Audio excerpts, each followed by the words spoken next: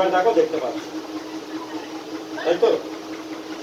ল্যাপটপটা একটু উঁচু করে রাখতে হবে, তাহলেই প্রবলেম সলভ হয়ে যাবে। এবার দেখো বুঝতে পারছো। বোর্ড না দেখলেও চলবে, আমি মুখে মুখে বলে দিচ্ছি। আচ্ছা, বেসিকটা লেখা হয়ে গেছে তো? এই বেসিক আর ডিএ এই দুটোতেই বোর্ড লাগবে, আর আমার বোর্ড লাগবে না। আচ্ছা, এবার ডিএ দেখো কি বলেছে। ডিয়ারনেস অ্যালাউন্স বলেছে যে 100% of first of ₹5,000 of his basic salary plus 50% of the balance subject to A minimum of 10,100 per month. তো কি বলছে, বেসিকের প্রথম 5,000-এর উপরে 100% দিয়ে পাবে, আর ব্যালেন্সটার উপরে 50% দিয়ে পাবে, কিন্তু 10,100 দিয়ে মিনিমাম হতে হবে। তাহলে ওয়ার্কিংস করো, দেখো calculation of DA, calculation of dearness allowance, calculation of dearness allowance লিখেছো? ক্যালকুলেশন অফ ডিয়ারনেস অ্যালাউয়েন্স লিখেছো?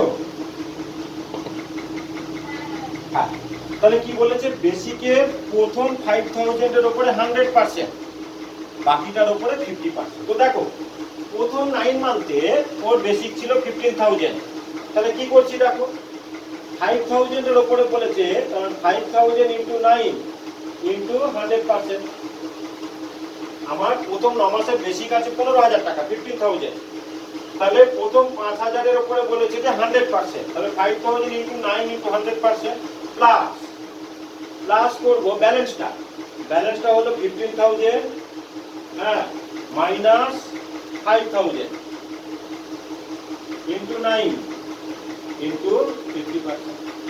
দেখো বুঝলে কিনা, ব্যালেন্স মানে তো আমার 10,000 টাকা, 15,000 মাইনাস 5,000, বুঝেছো? বেসিকের প্রথম, তারপরে বললাম ব্যালেন্সটা কত, ব্যালেন্সটা হলো ব্র্যাকেটের মধ্যে লিখলাম 15,000 মাইনাস 5,000, বুঝলে? ব্র্যাকেট ক্লোজ করে ইনটু 9 করেছি, যথারীতি যেরকম আগে 9 ইনটু করেছিলাম 9 মাসের, তো ইনটু 9 ইনটু 50/100। তাহলে এটা ক্যালকুলেট করি, তাহলে 45,000 এর 100% মানে 45,000, আর এটা হলো 10,000 ইনটু 9, 10,000 ইনটু 9 মানে 90,000, তার 50% মানে 45,000। তার মানে এটা হলো রুপিস 90,000, এটা হলো রুপিস 90,000। এই অবধি সবার হয়েছে? বল কি হয়েছে বল। আমাকে বলেছে যে বেসিকের প্রথম 5,000-এর উপরে 100% পাবে, বেসিকের প্রথম 5,000-এর উপরে 100% পাবে, বাকিটার উপরে 50%।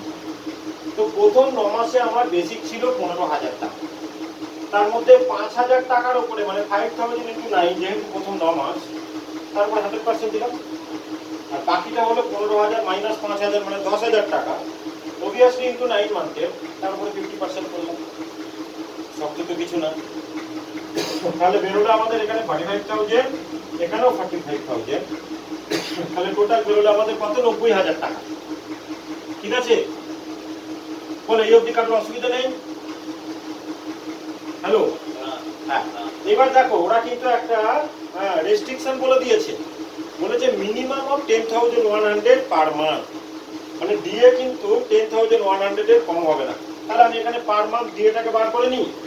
এই যে 90,000 ডিএ যেটা বেরোলো, এটা তো 9 মাসের ডিএ, 9 দিয়ে ডিভাইড করলে আমরা পার মান্থ ডিএ পেয়ে যাবো। তাহলে ডিএ পার মান্থ হবে তোমার 90,000 ডিভাইডেড বাই 9, তার মানে 10,000। দেখো মিনিমাম ডিএ কিন্তু রিচ করতে পারলো না, তার মানে এই ডিএটা কিন্তু ওরা পাবে না, 10,100 কিন্তু ডিএ পাবে প্রথম 9 মাসে। কি বললাম বুঝলে? বলে দিয়েছে পার মান্থ ডিএ মিনিমাম 10,100 হতেই হবে। তা আমি এখানে পার মান্থ ক্যালকুলেট করলাম, 10,000 বেরোচ্ছে, তার মানে এই ডিএটা তো হবে না, তার মানে 10,100 হবে, 10,100 প্রথম 9 মাসের আমাদের ডিএ হবে। বুঝেছো? বলো কারোর কোনো কোয়ারি? কারো কোনো প্রবলেম থাকলে বলো। হ্যালো। হ্যাঁ হ্যাঁ,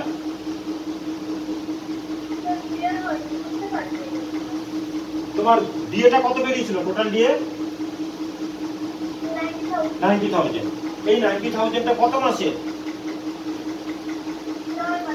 তাহলে পার মান্থে কত হয়? 10,000, তাই তো? মাসে যদি 90,000 হয়, পার মান্থ 9 দিয়ে ডিভাইড করলে মানে 10,000।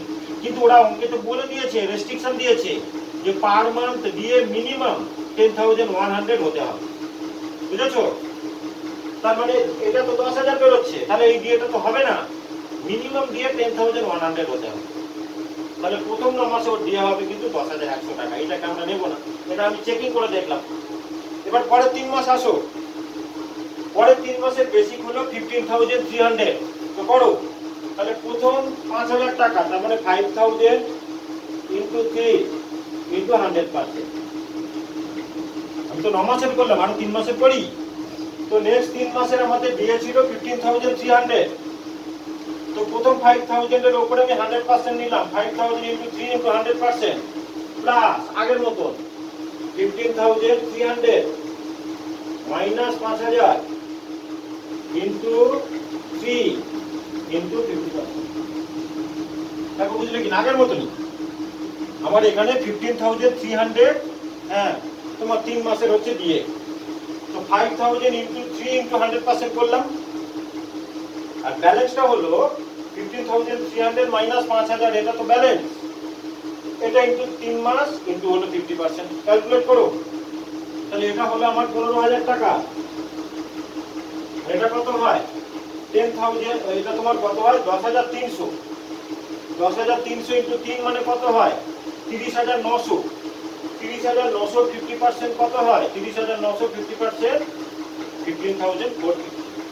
15,450 টোটাল করো, তার মানে 30,450। এটা হলো 3 মাসের ডিএ। তাহলে পার মান্থ বার করো, 30,450 ডিভাইডেড বাই 3, তার মানে 10,150। এটা কিন্তু মানে ওই যে 10,100 যেটা ছিল তার থেকে বেশি আছে। বেশি হলে তো অসুবিধা নেই, 10,100 কম হবে না। তাহলে 10,150 বেরিয়েছে। তাহলে এটা তো আমাদের, এটাকে আমরা নিতে পারবো, বুঝলে? মিনিমাম দিয়ে বলেছিল 10,150 হতে হবে। বলো, কারোর কোনো কোয়ারি? কারোর কোনো কোয়ারি থাকলে বলো।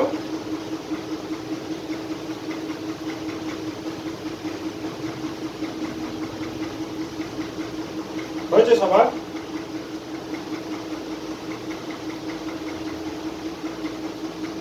সবার হয়েছে? আচ্ছা, তাহলে এবার অঙ্কে চলে যাও। দিয়ে তাহলে প্রথম 9 মাসের হবে 10,100 ইন্টু 9। তুমি ওয়ার্কিংসেই দেখিয়ে দাও না যে টোটাল দিয়ে 10,100 ইন্টু 9 প্লাস 10,150 ইন্টু 3। 10,100 কমে তো হওয়া যাবে না ডিএ। আমাদের প্রথম 9 মাস তো আমাদের ক্যালকুলেশন করে 10,000 বেরিয়েছিল, ওটাকে তো নিতে পারবো না। তাহলে 10,100 ইন্টু 9 প্লাস 10,150 ইন্টু হলো কি 3। করেছো? তাহলে কত হয়? 10,100 ইন্টু 9 মানে 90,900, আর এটা 30,450 তো পড়াই আছে। 90,900 আর 30,450 কত হয়? 121 কত হয়? 450 350 121 350 দিয়ে ব্যাস হয়ে গেল।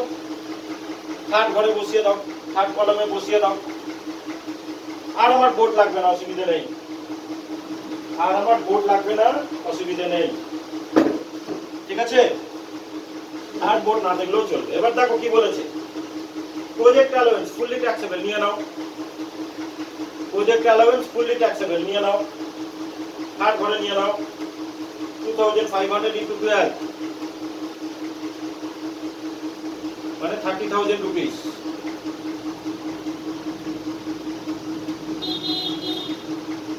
আচ্ছা একটু স্পিডে করুন। এবার বলেছে বোনাস, বলেছে last 2 months basic salary of the previous year 2021, আমাদের কারেন্ট প্রিভিয়াস ইয়ার তো 2021। হ্যাঁ তো লাস্ট 2 মান্থস বেসিক স্যালারি মানে লাস্ট 2 মান্থের বেসিক আমাদের কত ছিল, লাস্ট 2 মান্থের বেসিক তো আমরা বার করেছিলাম মানে 15,300, তাই তো? আমাদের লাস্ট 3 মাসের তো বেসিক ছিল 15,300, ওরা বলেছে লাস্ট 2 মান্থের বেসিক। তো বোনাস নাও মানে এটা হলো কারেন্ট বোনাস তোমার 15,300 ইনটু 2। আবার কি বলেছে দেখো, bonus of rupees 45,900 for the previous year 1920 is also received during this year. Bonus আমাদের রিসিভড বেসিসে ট্যাক্সেবল হয়, ডিউ বেসিসে ট্যাক্সেবল হয় না। বোনাস ডিউ থাকলে কিন্তু কোনো ইয়ারে যদি বোনাস ডিউ থাকে সেই বছরে বোনাস ট্যাক্সেবল হয় না। তাহলে কারেন্ট বোনাসটাও ট্যাক্সেবল হবে আর যেটা এরিয়ার বোনাস পেলো এটাও ট্যাক্সেবল হবে। তাহলে বোনাস দুভাবে লেখো বোনাসটাকে। প্রথমে লেখো কারেন্ট বোনাস 15,300 ইনটু 3, লাস্ট 2 মান্থের বেসিক ছিল 15,300, 15,300 ইনটু 2, 15,300 ইনটু 2 মানে 30,600। আর লেখো যে এরিয়া বোনাস 45,900 এরিয়া বোনাস। ব্যাস সকলকার হয়েছে? ঠিক।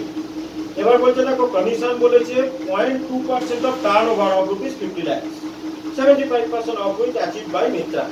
হ্যাঁ কি অ্যাচিভ করেছে জানার দরকার নেই, তুমি 50 লাখসে 0.2% নাও কমিশন। 50 লাখ ইনটু 0.2%, 0.2% মানে 1% এর 5 ভাগের 1 ভাগ। তো 50 লাখের 1% মানে দুটো জিরো বাদ দিয়ে দাও, তার মানে তোমার হচ্ছে 50,000। তাহলে 50,000 এর 1/5 মানে 10,000 হয়, তাই তো? হিসাব ঠিক করলাম তো? 1% মানে দুটো জিরো বাদ দিয়ে দাও। তো 50 লাখের দুটো জিরো বাদ দিলে হয় তোমার 50,000, এটা হলো 1%, তার 1/5 মানে 10,000 হলো আমাদের তোমার কমিশন। এটা কিন্তু commission on sales, normal commission না, কমিশন অন সেলস। এটা শুধু কমিশন লিখবে না, কমিশন অন সেলস লিখবে। হয়েছে? আচ্ছা সকলকার হয়েছে এই অবধি? হ্যালো সকলকার হয়েছে? আচ্ছা এবারে এফ পয়েন্টে অ্যাকোমোডেশন, এটা পারকুইজিট পরে আসছে। জি পয়েন্টে কার, পারকুইজিট পরে আসছে। H point gas bill okay দিয়ে দেয়, পারকুইজিট। এবারে আই পয়েন্টে বলতে the company makes the following payments or contribution for K Mitra. ওর স্যালারি থেকে এই টাকাগুলো মানে the company makes the following payments মানে এগুলো মানে কোম্পানি পেমেন্ট করেছে ওর হয়ে। ইলেকট্রিসিটি চার্জেস ওর হয়ে কোম্পানি পে করতে মানে পারকুইজিট পরে আসছে। ইনকাম ট্যাক্স পেনাল্টি ওর হয়ে কোম্পানি পে করে দিয়েছে, perquisite. Contribution to recognise provident fund, হ্যাঁ মানে আরপিএফ এ কন্ট্রিবিউট করেছে, এটা তো আমার এখানে আসবে। দেখো employers contribution to RPF in excess of 12% of salary.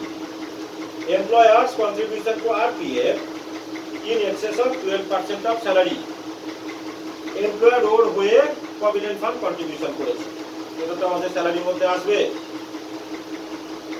Employers contribution to RPF in excess of 12% of salary. হ্যাঁ কমিশনের পরে এটা। Employers contribution to RPF in excess of 12% of salary. আচ্ছা তো আমাদের অ্যামাউন্ট বলে দেওয়া আছে কত আছে 25,000। তাহলে এই অ্যামাউন্ট থেকে বেসিক আর ডিএ 12 বেসিক আর ডিএটাকে অ্যাড করব, করে তার 12% করে মাইনাস করব। ঠিক আছে, যদি নেগেটিভ হয় বাইরে কিছু যাবে না, পজিটিভ হলে বাইরে যাবে। দেখো এমপ্লয়েজ কন্ট্রিবিউশন 25,000, ভেতরে লেখো এমপ্লয়েজ কন্ট্রিবিউশন 25,000 লেস করো 12% of basic and DA, less করো 12% of basic and DA, basic আর ডিএ অ্যাড করে তার 12% মাইনাস করো। নেগেটিভ কিন্তু বাইরে যাবে না। নেগেটিভ হওয়া মানে কি, এমপ্লয়ারের কন্ট্রিবিউশন কিন্তু কম হয়ে গেল, 12% এর বেশি হতে হবে এমপ্লয়ারের কন্ট্রিবিউশন। ঠিক আছে, তার মানে পজিটিভ ফিগার এলে থার্ড ঘরেতে লিখবে।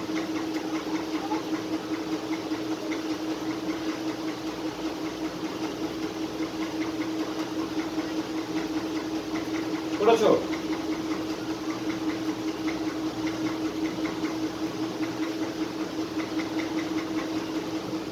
করেছো?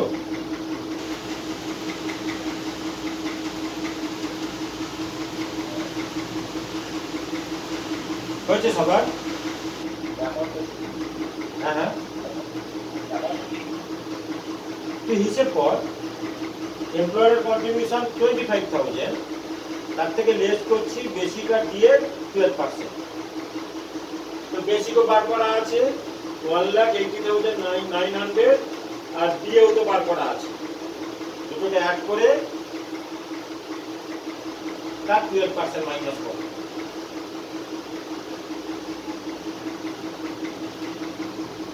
ডিএতে যদি কিছু না বলে দেয় তখন আমরা ডিএটাকেও কনসিডার করি, আর তখন ডিএটা পার্ট অফ স্যালারি হয়ে যায়।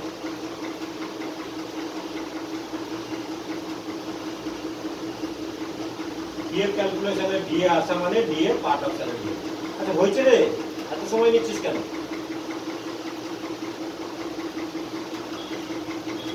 আরে কত হলো?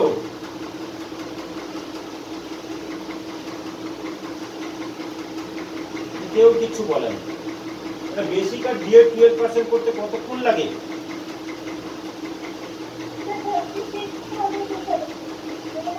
তাহলে বাইরে নীল হবে, বাইরে নীল হবে মানে এমপ্লয়ারের কন্ট্রিবিউশনটা কম, তাহলে বাইরে নীল যাবে। বুঝলি, মানে 12% অফ বেসিক এন্ড ডিএটা এমপ্লয়ারের কন্ট্রিবিউশন থেকে বড় হচ্ছে, তাহলে বাইরে নীল হবে, এমপ্লয়ারের কন্ট্রিবিউশনটাকে বড় হতে হবে। ঠিক আছে, এবারে দেখো contribution to approved gratuity fund, মানে এমপ্লয়ার অ্যাপ্রুভড গ্র্যাচুইটি ফান্ডে ওর হয়ে কন্ট্রিবিউট করে, যেটা কিন্তু ট্যাক্স ফ্রি পারচেজ, এটার জন্য কোনো ট্যাক্স পে করতে হয় না। আর insurance premium on an accident insurance policy for the benefit of Mitra, এটাও কিন্তু আমাদের tax free purchase. Accident insurance পলিসিতে যদি এমপ্লয়ার যদি কন্ট্রিবিউট করে, হ্যাঁ এমপ্লয়ার যদি প্রিমিয়াম দিয়ে দেয়, সেটা কিন্তু ট্যাক্স ফ্রি পারচেজ। এবার বলছে কে মিত্রা ইনকার্স দ্য ফলোইং এক্সপেন্সেস, মানে ও নিজেই খরচাগুলো করেছে। Purchase of books for employment purpose, medical expenses 62,000, medical treatment এটা তো এমপ্লয়ার রিইম্বার্স করেছে, পারচেজ হবে। এলআইসি প্রিমিয়াম দিয়েছে, পরের কথা এগুলো, এখন কিছু আসবে না। পেমেন্ট অফ প্রফেশনাল ট্যাক্স, মানে স্যালারি থেকে ডিডাকশন হবে। এবার কে পয়েন্টে বলেছে না following deductions are made by the employer from his salary, মানে ওর স্যালারি থেকে এমপ্লয়ার এগুলো কেটে নিয়েছে। Own contribution to recognised provident fund, এটা 80C তে কোয়ালিফাই করে। রেন্ট ফর দ্য অ্যাকোমোডেশন পার্টু দিতে যাবে। ইনকাম ট্যাক্স সেই লাস্টে ট্যাক্স ক্যালকুলেশন আছে।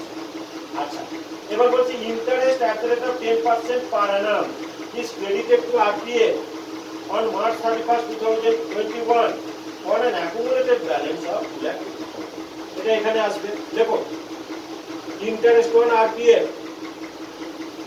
in excess of 9.5% rate, interest on RPF in excess of 9.5% rate।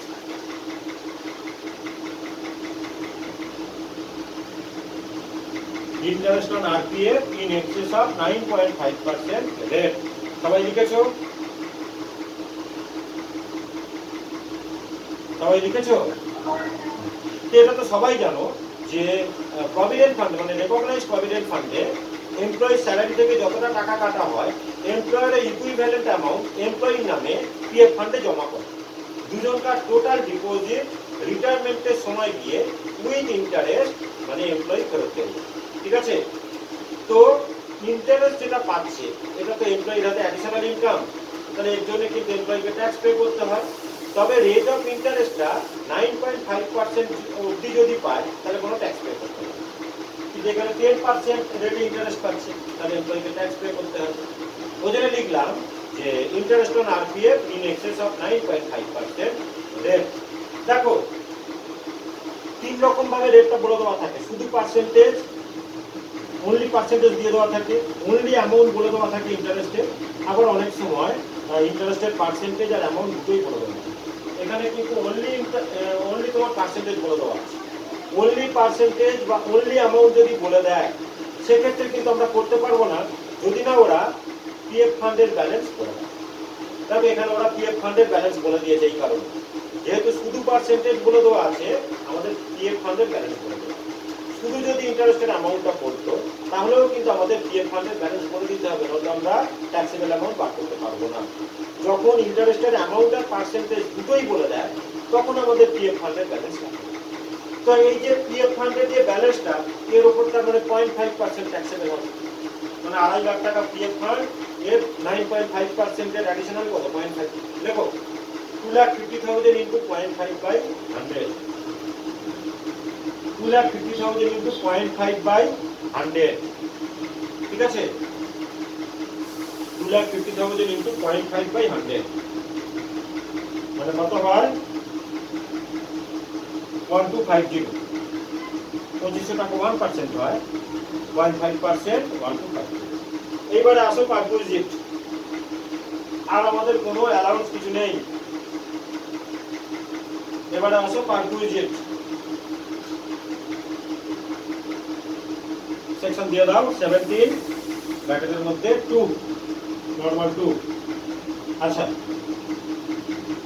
F point আছে, কি বলেছে? Accommodation at ward 1 owned by the employer is provided. বলো কি বলছো? এবার পারকুইজিট হেডিং দে, ইন্টারেস্ট তো বাইরে চলে গেল 2500 টাকা। এবারে হেডিং দে পারকুইজিট, সেকশন দে পারকুইজিটের 17, হ্যাঁ ব্র্যাকেটে লিখতে 2, 17 ব্র্যাকেটে লিখতে 2। তো এফ পয়েন্টে আসো, এফ পয়েন্ট বলেছে accommodation at ward 1 owned by the employer is provided, fair rent 5,000 per month. ঠিক আছে? বলছে salary of the gardener recruited by the employer amounting rupees 400 per month is also paid by the employer. তো অ্যাকোমোডেশনের রুলটা আমি শিখিয়েছিলাম, যদি government employee হয় তখন মানে একটা লাইসেন্স কি বলে দেওয়া থাকে সেটাই হয়ে যায় ভ্যালু অফ দ্য পার্সন। আর যদি প্রাইভেট কনসার্নে চাকরি করে তখন দেখতে হয় অ্যাকোমোডেশনটা কার, মানে whether the accommodation is owned or not owned by the employer। Accommodation যদি owned by the employer হয় তখন দেখতে হয় বাড়িটা কোন শহরে, ওভার 25 লাখ পপুলেটেড সিটিতে, নাকি 10 to 25 লাখ পপুলেটেড সিটিতে, নাকি below 10 lakh populated city. Over 25 lakh populated সিটিতে হলে 15% অফ স্যালারি, 10 to